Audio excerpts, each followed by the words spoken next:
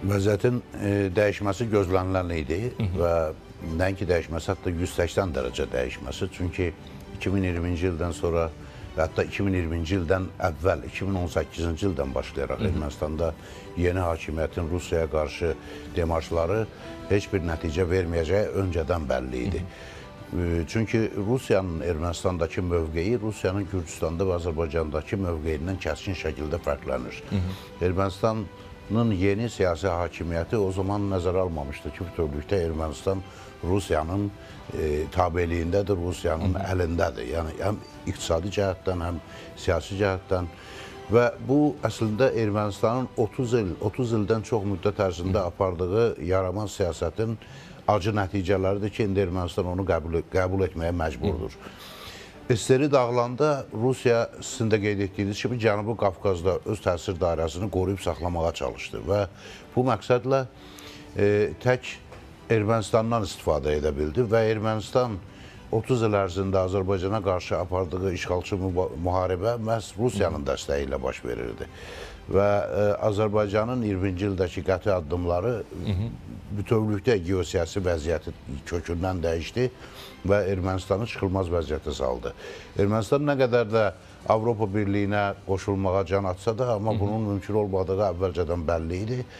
Və birincisi Ermənistan ərazisində yerləşən Rusiya bazasının 2040-cı ilə qədər orada qalması dövlətlər arası müqavilə ilə təsdiqlənib çoxdan və ona görə bu hərbi bazanın oradan çıxarılması o qədər də sadə məsələ deyil. Digər tərəfdən Ermənistanın indi yeganə iqtisadi cəhətdən nəsə əldə etmək imkanları yalnız Rusiya ilə bağlıdır. Çünki xüsusilə Rusiyaya tətbiq edilən sanksiyaların fonunda Ermənistan reeksport əməliyyatı ilə Avropadan dünyanın başqa bölgələrindən aldığı malları Rusiyaya satmaqla öz ticarət dövriyyəsini dəfələrlə artırıb.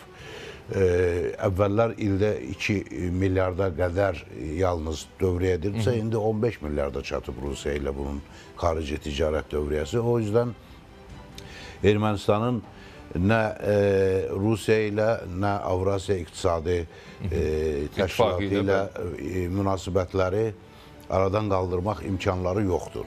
Və bunu da Rusiyada başa düşürdülər, ona görə də çox sakit davranırdılar və məqamını gözləyirdilər. Və nəhayət Paşinyan siyasi partiyalar tərəfindən irəli sürülən Avropa İttifaqına üzv olmaq barədə referendum məsələsini ortaya çıxarandan sonra artıq Rusiyada hərəkətə keçdi və Paşinyanın sonuncu dəfə Moskvaya səfəri bir daha onu göstərir ki, Paşinyan istəməsə də Rusiya ilə hesablaşmağa məcburdur. Və baxın, eyni ərazidə, Cənubi Qafqazda yerləşən 3 ölkənin Rusiya ilə münasibətləri tamamilə bir-birindən fərqlidir və burada ən acınacaqlı vəziyyət elə Ermənistandadır. Və ona görə də bu barədə hətta bir neçə il qabaq çox yaxşı xatırlayırsınız ki, Belarus prezidenti Aleksandr Lukashenko da demiş ki, Ermənistanın getməyə başqa yeri yoxdur onsuz da.